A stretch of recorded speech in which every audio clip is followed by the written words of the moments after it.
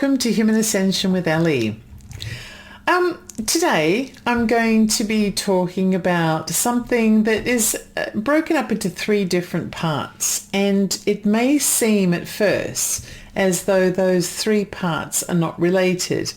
But when you really think about it, they're all examples of what humanity is currently going through, but manifesting in lots of different ways. And they provide a clue about the way that we are progressing along a path towards our new existence.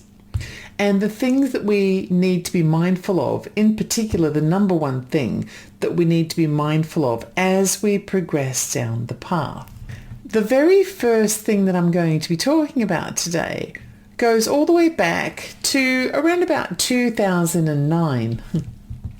In January of 2009, America had a new president, and that was Barack Obama. He entered office as the 44th president. He inherited, arguably, a disaster state. The country was in financial crisis. The crisis was in full bloom. The American people were suffering from a lack of jobs or business opportunities. There were really high interest rates. The cost of food was extortionate. The cost of everything was extortionate, and everything else that comes with a recession, a great recession. It was a recession so great that really it had become probably close to a depression, and some people were beginning to talk about it as though it was a depression. The people were fed up, and the voters had booted out the old and were itching for the new. And so, of course, Barack Obama represented hope. That was one of his slogans, and so he was elected. President Obama's chief of staff at the time was a man called Rahm Emanuel, a man who had been a lifelong Democrat. Emanuel had been an advisor and a senior advisor to previous Democratic President Bill Clinton. He'd also been the chair of the Democratic caucus during the time that George W. Bush was president. And he had also spent time as the mayor of Chicago, from what I understand. Emanuel served as Obama's chief of staff for nearly 2 years, after which he was appointed to the role of ambassador to Japan, which was a role that he kept until just a few days before Donald Trump took office, again in January of 2025. Interestingly, in terms of his political and diplomatic career, which has so far spanned more than 30 years, the thing that Rahm Emanuel is best known for in ordinary circles is something that he said, rather than anything that he has done, even though he's been responsible for a lot of policy reform. Emanuel is very famous for having popularized the phrase, and I quote, "Never let a crisis go to waste." It was a phrase that kind of encapsulated Emanuel's political philosophy. And that was that, you don't want to create the crisis, but if you are presented with a crisis, despite the painful experience of that crisis, and no matter how devastating it might be for individuals or the collective, the crisis also represents a unique moment in time. And that unique moment is ripe with opportunity, because a crisis is a time when people are desperate for change. And in order to escape the crisis, they will probably follow the lead of anyone who has the power to create an environment that could potentially change the world and help people to escape that crisis. So to illustrate my point, I want to have a look at some of the recent examples of how Rahm Emanuel and others with the same mindset inside the Obama administration turned a crisis into an opportunity, despite the odds being against them at the time. Because after all, Barack Obama, for most of his presidency, had a minority in the House of Representatives and also a minority in the Senate. So the likelihood of him getting any kind of legislation agreed and voted on positively by both houses was pretty slim.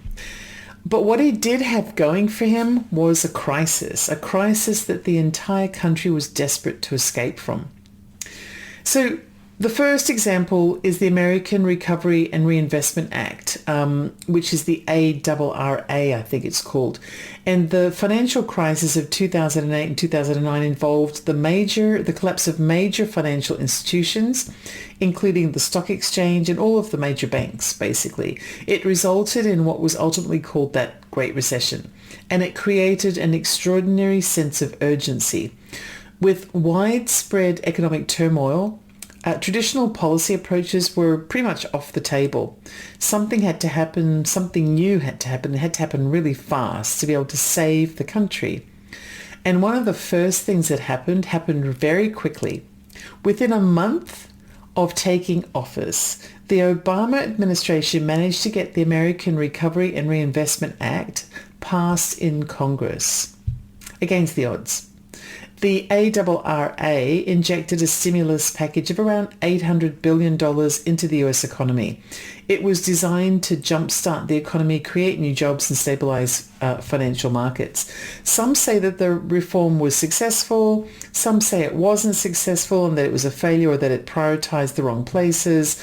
But that's not the point. The point is that without there being a crisis at the time, it's unlikely that such a radical reform of the economic system could have even been agreed so quickly. And in a Congress that was divided as well, regardless of who was in office at the time. So that's one example. Another example is the Healthcare Reform Act. And almost immediately following that economic reform policy, another radical reform measure was somehow voted into legislation in record time, kind of. It was during the turbulence of that same recession, and the Obama administration was really hotly pursuing a major overhaul of the US healthcare system. By viewing the crisis as an opportunity, Obama's team was able to push through the Patient Protection and Affordable Care Act, which is commonly known as Obamacare, or the Affordable Care Act. It was a very contentious negotiating process in Congress. But despite the fighting and the political drama, the actual crisis of the recession created an atmosphere that helped to shift public opinion in favor of reform. The financial crisis had hit the insurance industry really hard, and Obama's team, alongside the wider Democratic Party, were able to spend a lot of time on the airways, on the various different cable shows and in advertising, discussing how fragile private insurance industry is and how fragile the systems are, and selling to the public the idea of government healthcare initiatives that bring stability to millions of people during times of economic stress. So the Affordable Care Act was signed into law a year after Obama took office, and it really was in the face of nothing but crisis and adversity. But you know, even 1 year for such a radical reform is record speed. It's a pretty fast deal to make for something that had been previously thought unthinkable. And the only thing that made that happen was the fact that it was a crisis moment, and you should never let that crisis go to waste. You use it as an opportunity for something radical and to get that passed. So once the economy and healthcare had been in the process of reform, the Obama administration then turned their eyes to the financial system itself. And in late 2010, so just short of 2 years after he took office, another legislation was signed into law. This time it was the Dodd-Frank Wall Street Reform and Consumer Protection Act. The point of the reform was to make another collapse of the financial institutions and system impossible by introducing new regulations on banks and other financial systems. There's also debate as to whether or not that was well managed or not, and that once again is not my point. My point is that these are three radical, wide-sweeping policies of reform that somehow, against the odds, had been signed into law within 2 years of Barack Obama coming into office. And the reason for that is because they were hotly pursued and pushed through in light of the crisis. The whole point of that was taken advantage of by savvy political advisors and policymakers under the idea of Rahm Emanuel and like-minded White House advisors to never let a crisis go to waste. Capitalize on the crisis, get the public support, and push it through before the crisis is over. And achieve the type of radical reform that could otherwise be impossible to implement if there was no crisis. So you never let that crisis go to waste. You have to work that crisis. And you have to make it work for you and the agenda that you want to bring to the forefront. So from a more historical context, Rahm Emanuel and the Obama presidential administration are just an example of this type of crisis harnessing. It's been done before. For example, during the Great Depression of the 1930s, President Roosevelt's administration launched the New Deal. And the New Deal was a series of reforms in public works programs that were designed to counter the economic collapse. And also, in another example, immediately following the 9/11 terrorist attacks, the Bush administration enacted sweeping changes to national security and counterterrorism policy. Were it not for the 9/11 attacks, Saddam Hussein, for example, in Iraq, may never have been invaded on account of those weapons of mass destruction that nobody ultimately found. But you see, what happened was that the events of 9/11 made the American people feel vulnerable. They realize their vulnerability. And of course, a nation that feels vulnerable is far more likely to follow the lead of a president and his allies, particularly when that president and allies are talking about what could potentially be even more vulnerability, like, for example, weapons of mass destruction. Because what it implies is that another attack might be likely in the future as a result of those weapons of mass destruction. And for as long as an adversarial nation has leadership that could potentially have those weapons of mass destruction, you will still continue to be vulnerable. It turned out later that there were no weapons of mass destruction that anyone could locate anyway or find evidence of. And Saddam Hussein's Iraq might or might not have been linked to terrorism, as was claimed. That wasn't proven either. But there were other strategic advantages to invading Iraq and removing its leader. It helped to reshape the Middle East. It influenced global oil trade. And, you know, oil is money, isn't it? And it promoted the expansion of democratic systems inside an area that was generally resistant. Unfortunately, it didn't really serve much in the way of good in the end, because 20 years has passed, a bit more actually, and the entire US strategy was generally turned out to be a failure. Saddam Hussein was executed, but the aftermath of the US invasion brought prolonged instability and religious or fundamentalist violence to the region. And also it ultimately resulted in the emergence of a new extremist group, actually a series of extremist groups, but the most prominent of which of the time is ISIS. But, you know, never mind, because if it wasn't for the 9/11 crisis, none of it would have been made possible. You know, I'm only speaking from the perspective of someone who was living in London at the time, and I was one of the people who marched with around 2 million other people in the city of London against the invasion of Iraq. So I'm kind of biased here, but and I'm going to tell you now, the official reports about that protest said that the protesters probably numbered around about 500,000 people, but take it from someone who was physically there at the time, there were many more people than 500,000 people. I'm pretty certain there were more than 1 million people in London, without a doubt.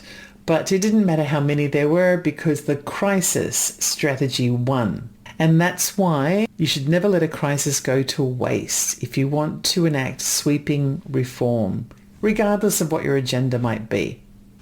Could that potentially be the reason why there's so much crisis right now? Is the crisis being implemented or enacted or activated on purpose in order to create reasons to implement radical reform. So that was all 10 or 20 years ago. But what does that have to do with anything now, right now, today? It actually might be more than what you think. Think back to another recent crisis, a really big international crisis. For example, the COVID-19 pandemic. That was a crisis, a huge one that affected the entire world. Now, I'm not a person who would think for a moment that COVID was deliberately cooked up in a lab in order to manufacture a crisis. I don't believe that even for a second. First of all, it's just common sense. It's too risky. And no human would be immune from the impact of that, including the humans that supposedly cooked it up, right? So like, for example, quite a few wealthy, influential or famous people actually died from COVID in the months during which it was at its strongest. Many wealthy people, powerful people and famous people were just as concerned about their own health as everyone else's, even if they were saying something different in front of the cameras. And there were many of those wealthy, influential, famous people who got very sick. It just so happened that they also recovered. Not because COVID was manufactured, but because they were biologically strong, with strong immune systems, or their wealth and their influence got them the best treatments, or they were just lucky. But yeah, COVID was a real crisis, a big one. And in the middle of that crisis, something interesting happened, right? Because we must never let a crisis go to waste. In June 2020, the World Economic Forum launched what it calls the Great Reset in direct response to the COVID-19 crisis. The Great Reset is marketed to be an initiative that completely reimagines the world, everything from how the world's economic systems work, its societal frameworks. And when this new initiative was launched, it did so with a really interesting video that involved the Prince of Wales, Prince Charles at the time, who, then became king. In that video, Charles talked about the world beginning on a new journey. He described it as not being the end of something, but the beginning of something new. And it was described to be an idea by the most clever of the world's clever, that came at just the right time to save us all, to save the world. Except it wasn't exactly true, because the initiative, the Great Reset idea, had been around for a very long time. It just hadn't found the right crisis yet. Right? It had been waiting. It was waiting for the perfect crisis. And then along came COVID. So long before the Great Reset became official, a man by the name of Klaus Schwab was already writing about something he called the Fourth Industrial Revolution.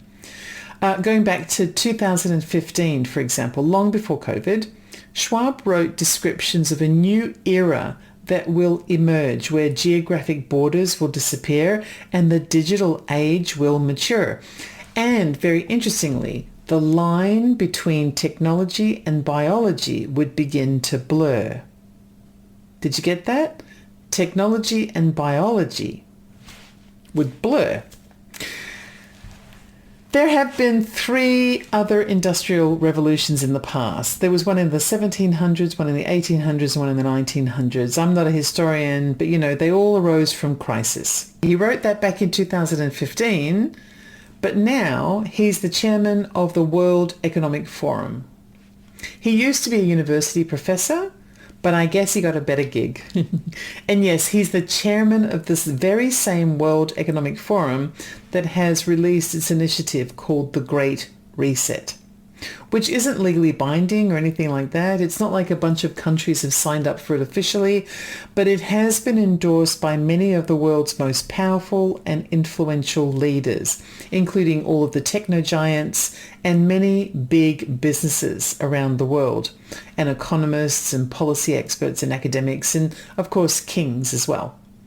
These powerful individuals, corporations, leaders, etc., they love the ideas coming out of the World Economic Forum. The World Economic Forum has 10 centers of focus.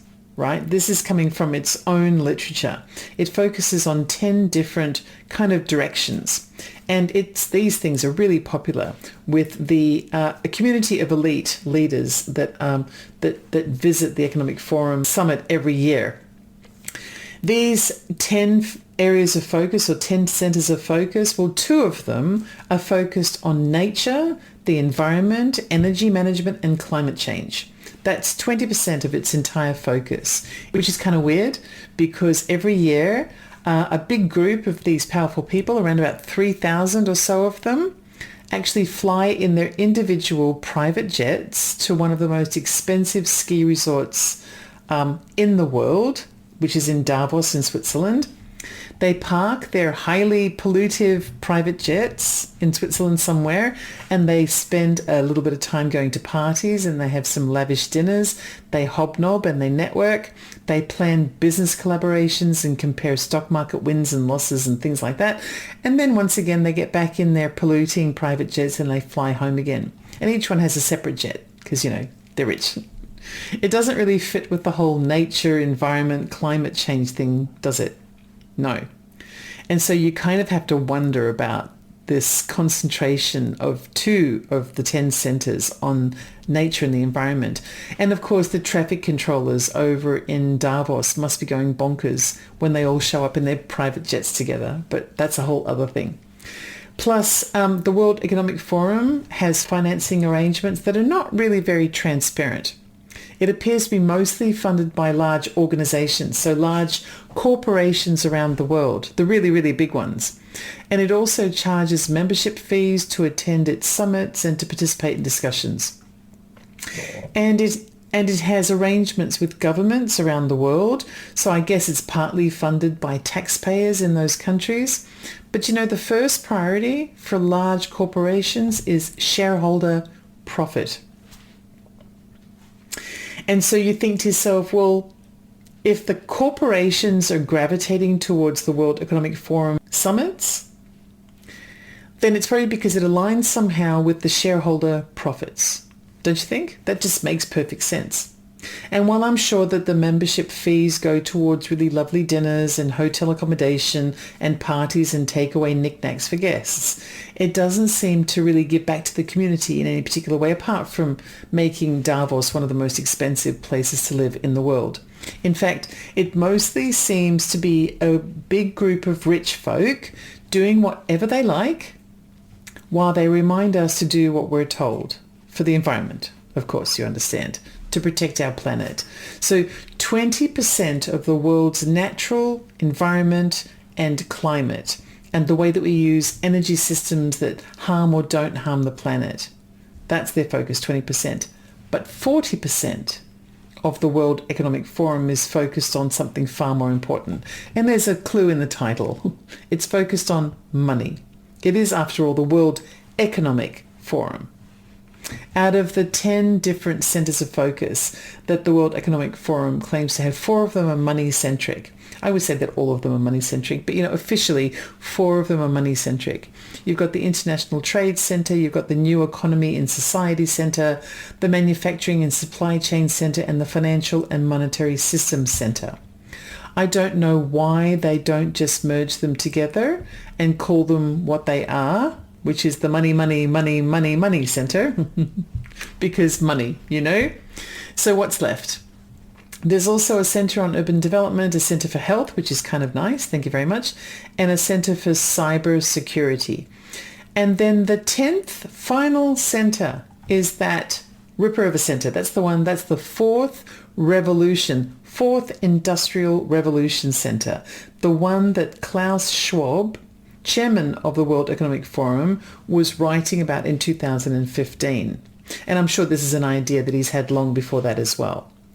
And this appears to be where the New World Order is discussed, in this sneaky little 10th center called the Fourth Industrial Revolution Center that appears on the World Economic Forum website. But of course, we don't call it the New World Order, obviously, because that would freak people out. Seriously, that is, though, what it's all about. It's about reshaping the world in the image of those who are members of the World Economic Forum because they're the ones who are driving it forward. Even though they aren't elected representatives of the people who live in the world, with the exception of a few world leaders who might give a speech here and there, or, pop over and have a dinner here and there. But the World Economic Forum is pretty much a group of unelected, rich people who are taking care of their business interests. So why would we want them to design our new world? Which includes designing the new borders of the world and the new currency and the new methods of governance and the new social policies and the methods of producing energy and food. And of course, we mustn't forget that they are also in charge of, and I quote, blurring the lines between technology and biology. And just to be really clear, these are not my words. That's their words. To blur the lines between technology and biology. Oh, and I nearly forgot. The fourth industrial revolution is also about a shift in another very interesting thing. Ownership. They want to get rid of ownership. Instead of owning something, they want us to rent it. So there's a blurring between technology and biology, and ownership is replaced with rent or service subscription. Now, I want to make it really clear about what I'm talking about here. I don't think that Klaus Schwab himself as an individual wants to take away our brain or our ownership of stuff and to leave us powerless with technology merged into our humanity and turning us into kind of like a weird machine that doesn't own anything. I don't think that's the intention behind Klaus Schwab at all. I've actually read one of his papers. It's a paper dating back to 2016 and it's called The Fourth Revolution, What It Means and How to Respond. And that paper is available on the World Economic Forum website. I think it's in the 2016 archives. It's a perfectly sensible paper. It's written by Klaus Schwab himself. And in the paper, Klaus Schwab describes a world that is merging physical, digital, and biological systems. He talks about how prioritizing this could be for humanity, but he also adds a personal note, which I think is quite reassuring, which I think is the most important part of his paper. He says that he's very concerned about what happens in the future if the fusing together of the physical, the digital, and the biological gets into the hands of self-serving, powerful people.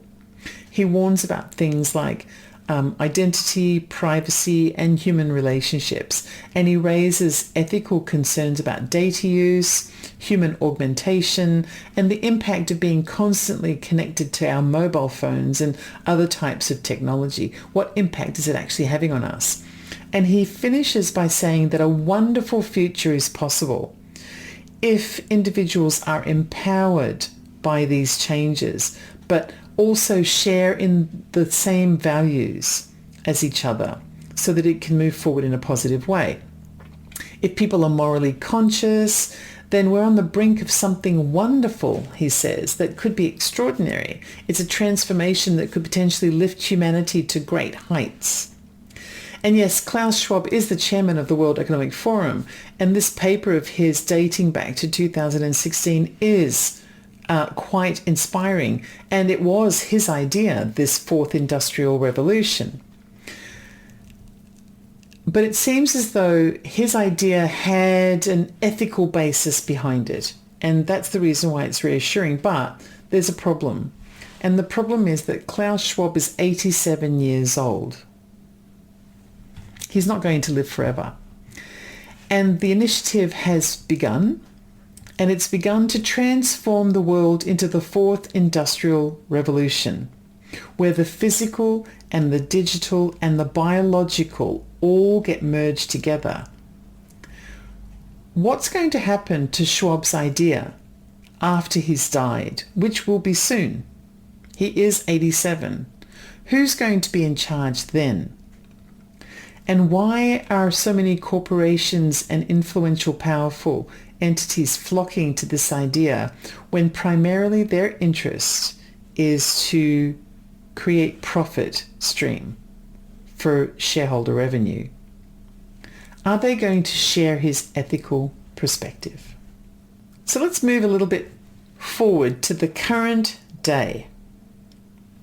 On the 2nd of April, 2025, a day which was branded Liberation Day, President Donald Trump unleashed one of his most aggressive trade policies in modern history. In a dramatic move that sent shockwaves through the global markets and still is at the time that I'm speaking, Trump announced steep tariffs, some as high as 50% on imports from countries like China, Vietnam, and even the European Union. I think the latest announcement he's made is a 50% tariff on all Chinese goods, and he has even promised as much as 110% tariff as of today. And even Australia couldn't escape the tariffs, despite the fact that we currently don't have any trade issues with the US that anyone really appears to be aware of. I mean, we don't accept US beef, which is something that Donald Trump had stated he specifically was upset about. And I thought that maybe it was because the US uses growth hormones, which are like steroids, in its beef production. And maybe Australia has banned that, because I know that the European Union will not accept US beef. And I thought maybe Australia had the same rule, but I looked into it. And as it turns out, Australia uses the same growth hormones in its own beef production. So what that tells me is I'm going to have to rethink my dinner tonight. But anyway, I digress. When it comes to Donald Trump's tariffs, this seemed to begin with rhetoric, but the rhetoric was quite explosive. And then the rhetoric turned into executive orders and stocks began to tumble. Wall Street was rocked by unprecedented corrections, and the economic fallout quickly became headline news. Markets that were until recently optimistic about a soft landing now faced a stark reversal, and people started to get a bit anxious. And, you know, an anxious market is a turbulent market. Anyway, this tariff discussion has had a very clear and immediate impact, something kind of chaotic.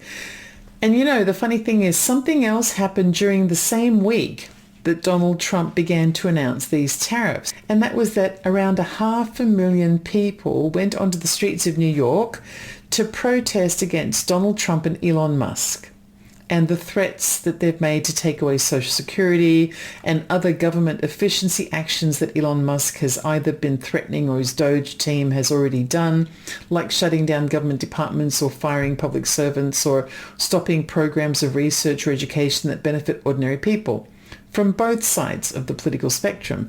Except it doesn't matter what else is in the news, there really isn't any new news cycle anymore, because every news cycle is basically Trump, Trump, Trump. And so although the protests were massive, and I'm sure there are more that are being planned, but this one in particular on that day was massive. And some of the protesters had particularly good signs, which are kind of entertaining, like this lady who I think has my favorite sign. It says, for those who are listening, it says, "One day the poor will have nothing to eat but the rich." I have to say that tickled me. I really like that. And you never know, it might actually happen. But anyway, the protest was probably attended by people from the right and the left. So it's really relevant to the news. And it was reported really widely for a minute.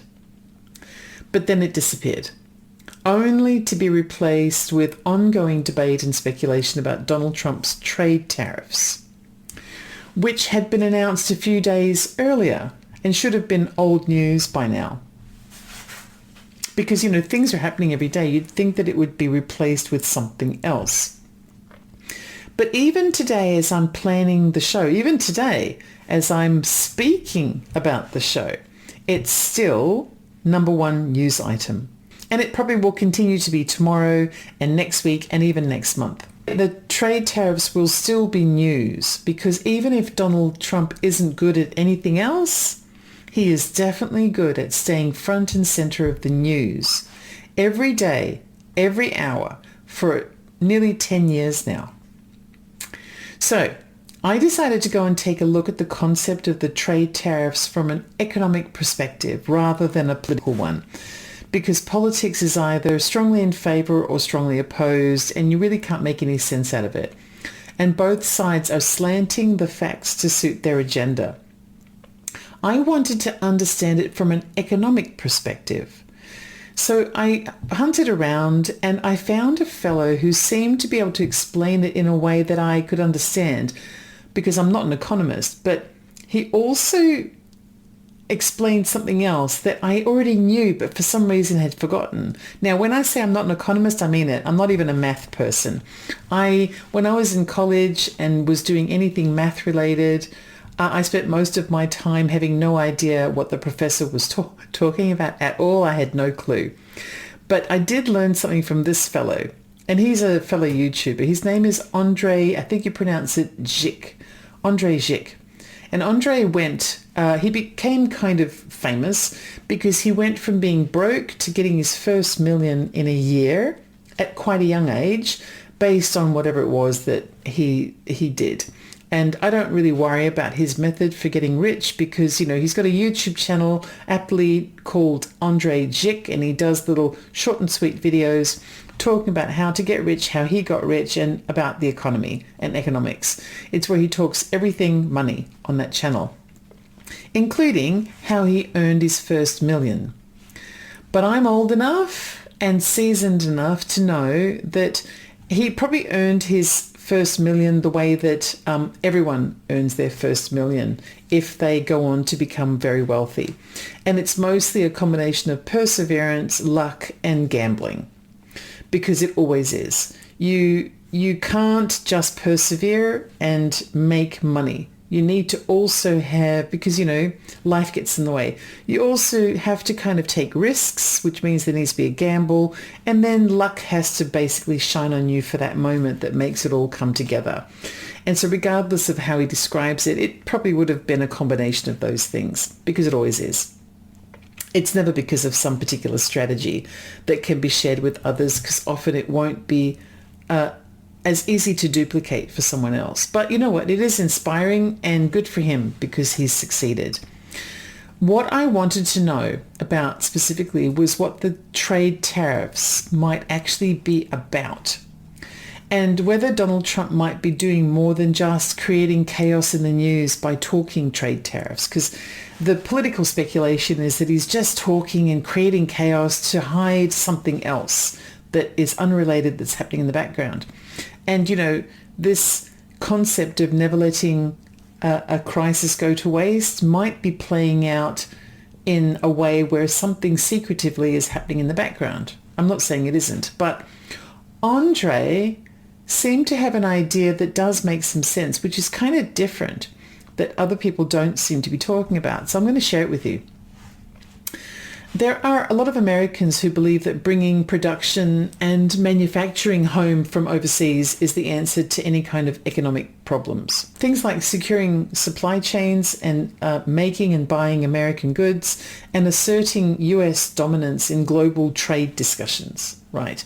That's the perspective. Donald Trump as an individual, even long before he became a politician, has been one of those people who believes in that. He believes in supply chain security, buying and making American, if it suits, and also most likely his belief is in asserting US dominance in those global trade discussions. He believes the same kind of stuff. Historically, every administration prior to the Trump administration, and including, has used trade tariffs to America's advantage. But they generally do it strategically and incrementally. And it's based on a system that's planned by a team of economic advisors over the course of time, based on forecasting and diplomatic foreign relations and relationship building exercises, and a whole lot of bureaucracy that's designed to consider the knock-on effects of other areas of government. So, one area that's affected by tariffs directly may impact or have a knock-on effect on other areas of government or the people indirectly as well. And they take all of that into account, in particular the interests of the various different segments of the US population. On the other hand, while the Trump administration claimed that the new rates were reciprocal, and that they mirrored what other nations were charging the US, a closer look reveals something else.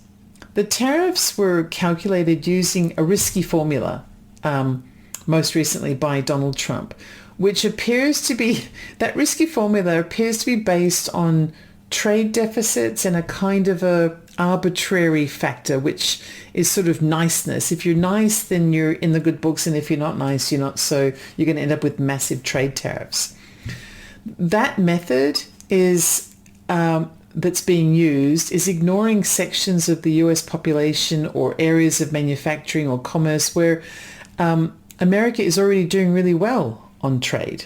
So Donald's trade tariff method of kind of just slapping on a 50% tariff or threatening 110% tariff, things like that, might actually create a damaging effect on an area of trade that's doing really well right now. And so that gives rise to the question. Some of these areas of trade have been stable and in surplus for a long time already, and you don't really want to mess with them, which is the reason why previous administrations tend to tread delicately, and they are very specific about this, and then they leave that alone, and they use diplomacy as well, and they kind of, it's like an art form where they're doing a delicate dance to get it right. But the arbitrary trade tariffs that Donald Trump is introducing are messing with everything, because they aren't strategic in terms of trade. And that's the giveaway. They're kind of just being thrown around in what looks like a bit of a random bar brawl method of negotiation. Okay.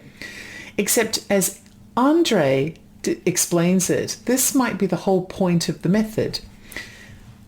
The point of the method of this chaotic trade tariff thing may not be to just create mayhem so that something else secretive could be happening in the background, completely unrelated, that takes the news people away from, distracts them from something else. It could be the whole point is to create the chaos for the purpose of the chaos, because you should never put a crisis to waste, right? Andre seems to think that Donald Trump, and probably his economic advisors as well, are deliberately trying to destroy the US economic markets for the sake of doing that. They want to tank the stock market. They want to destroy foreign trade agreements. They want the US to go into recession. And the funny thing is, when I heard Andre say this, I suddenly remembered something I've always known, because my dad was in real estate my entire life. And I would, even as a kid, sitting at the dinner table, I'd listen to him and mum talk, even when I was really young, about really simple things like, buy low, sell high, that kind of thing. And it helped me to survive the recession that took place after the banking crisis. I was living in Britain, and it helped me just thinking in terms of things that I'd learnt in my, just being part of the family, kind of helped me to make decisions that turned out to be decent decisions during a time that was difficult following the 2008 crisis. And so I knew some of this stuff, but for some reason, I didn't realize that it was being implemented here. And Andre was really helpful in helping me to see that. And so now I kind of feel really clever, because I kind of knew all along, even though I forgot that I knew. So firstly, this strategy of creating a chaotic environment around trade, it doesn't care about the impact on individuals in the short term. The way that Donald Trump might be looking at this, if Andre is the person to believe in this scenario, his theory is that eggs have to fry if necessary, right? Small businesses will have to just be destroyed. People may end up suffering and becoming homeless. All kinds of things could end up happening. The only thing that matters is the outcome. Because by the time the outcome happens, the pain felt by those who lost everything in the process will be long forgotten, because there would have been lots of news cycles and other things to worry about by then. And people do have a short memory, and they do forget things, so long as the strategy works, because it might work. That's the thing. And that's what Donald Trump and his people are counting on. They're counting on it working. At least the people probably are. I don't know. We'll see. Anyway, let's keep this discussion going. So the way that it works is that when the markets are stable and the economy is stable, even if it's suffering a stagnation or an inflation or something like that, well, things start to creep up in price. They become more expensive. And it might be complicated trying to make prices lower. When we've got something like COVID that created supply chain issues that rose prices, well, the prices rose, but there was never any incentive for those prices to go down. So they never did go down. Instead, they continue to creep up because that's the path that they happen to be on. And it's very difficult to turn it around and make it go the other way without a reason. The stability is what keeps everything safe. And America has a massive debt, which makes it a humongous beast of an economy to shift in any direction. The only way to get a quick fix is to gamble. Because if the gamble pays off, then the deficit can be reduced. And that's what the aim of the game is. Like it almost never happened. Like that deficit could just be erased overnight, or a big chunk of it could be. And that has a positive impact on things like taxes and funding for government policies. But how do you suddenly and drastically reduce the deficit? Well, the way to do that is to tank the economy so that the country goes into a sharp recession. Because if the recession is deep and sharp and drastic enough, then this forces the hand of the Federal Reserve, which will have to slash interest rates. And with lower interest rates, which may be markedly lower, the US government can afford to renegotiate its debts with other countries. That's the deficit. And if the deficit is renegotiated based on the lower interest rates, then it can drop significantly. It may even cut in half overnight. In that scenario, the immediate pain that's felt by Americans can be really real. It will cripple those who have very little, it will devastate some small businesses, and it will probably make quite a few people homeless, particularly if they have been living, if they've been forced to live beyond their means, if they've got a lot of debt or something like that, or if they don't own a lot. But the gamble is that it will be short-lived. That is the gamble that the Trump administration could very well be looking at. And if the Fed reduces the interest rates significantly, then a renegotiation with other countries to renegotiate the deficit will correct the stock market. It will reinvigorate the domestic market. It will create a more balanced global trade framework. From the US perspective anyway, it doesn't really help any other country at all. In fact, most of the other countries will suffer from the negotiations and all of the other knock-on effects, but it's a massive gamble for the US as well. But someone like Donald Trump is happy to gamble. He has a lifetime of gambling. He tends to gamble on other people's money. It's something that he's accustomed to. He's not afraid of gambling. And he knows that it only has two potential possibilities. It could succeed, which means that Donald will win a lot of support, politically speaking, making him even stronger and more powerful than he already is, or it might fail. And if it fails, then it could send the entire world economy into a tailspin for years to come, perhaps even a depression, much like what was perhaps experienced in the 1930s. Which, as we know, was the catalyst for the Second World War. Either way, whether this chaotic strategy wins or fails, succeeds or fails, either way it presents an opportunity. An opportunity that I've just been talking about here on the channel. It presents a crisis. Remember what I said before. Never let a crisis go to waste. So at the same time that these trade tariffs are taking place, there is a push for a new world order, for a merging together between the technology and the biology. That is the scariest thing I've ever heard. A merging, a fusion of technology and biology. And in this push for new world order, everything comes crashing down and has to be rebuilt. in a new image. This might be an even bigger strategy than Andre, the economy guru, might not even have on his radar yet. It might just be a crisis for crisis' sake, so that the world can be rebuilt into what it is expected to be by some small group of people.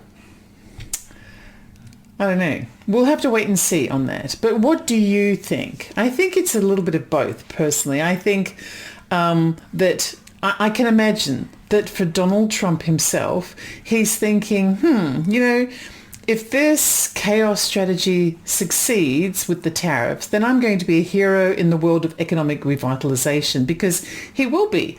If America begins to thrive and the economy is boosted and the deficit is reduced through this harsh trade negotiation, which I'm not even sure it's a negotiation, but this chaotic method of negotiation, then he will have become a hero in the world of economic recovery and revitalization. And if it fails, then he might be thinking that he'll get to take advantage of the crisis that comes out of it, which will allow him to build a brand new world. But what do I know? I'm just a tarot card reader from Australia who barely passed math at school. I did pass though. Just. So amid all of these economic, technological and geopolitical shifts that are currently taking place all around us, some of them being initiated by things like the Great Reset, some by the techno-oligarchs, some by government, and of course those hidden forces and agendas that want to create a new world order that we may not be able to identify or specifically acknowledge. Well, there's an even deeper and more ancient battle, and that's the fight for our humanity and our divinity.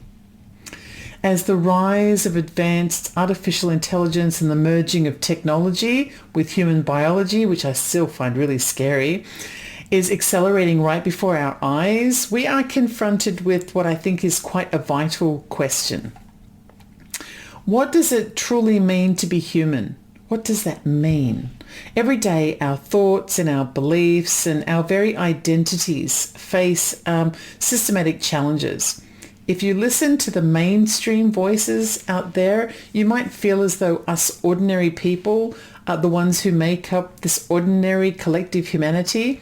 Were randomly created by a process of mutation or something that is called evolution. But, really? Were we? I know that I don't feel like a mutation, and many of us don't feel like a mutation. We feel a kind of a spark inside us that it means something more than this mainstream idea. It's a little spark of something that transcends our biology. And we may not know how to harness it, and some people may not know how to even recognize it inside them, but we all feel it in some way, and it's often described to be that light inside us, which also is our described by some to be our closeness to the divine realm, so our divinity, our human divinity. It is the one thing that makes us, creative, artistic, musical, or talented with the spoken word or with the written word. That special spark that we have.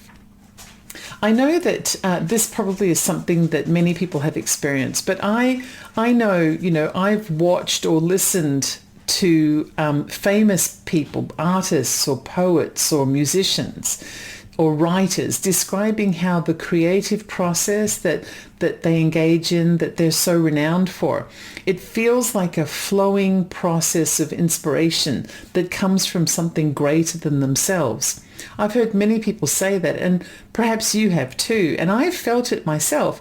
I even feel this way sometimes when I'm writing, but I certainly feel it when I'm reading the tarot cards. Some people refer to it as being in the zone, or they get that sense when they're meditating or something. And I feel it also when I'm tending to my garden, to my veggie patch, for example. When I see it growing and I'm doing things good for it, and I'm kind of out there and just switched off to everything else. And I also feel it when I'm listening to my favorite music sometimes. But I've even felt it at times when I'm listening to an audiobook for example, and I'm getting really deeply involved with the characters or with the messaging, and I get lost in what the author or the narrator is saying, it feels as though I've tapped into something greater than myself. And this can't be just this mutation speaking. I think it relates to this spark. I get to the point where I can almost feel what the writer must have been feeling as they were typing their words into the computer, creating this book that then became an audiobook. These are all hints, I think, of our connection to the ancient world and the ancient force that empowers us to overcome our perceived limitations in life. It's a really important part of being human. You know, life's challenges can sometimes feel as though we're being presented with relentless opposition, that it never ends. There's always something, like we're being deliberately held back by something else outside of our control.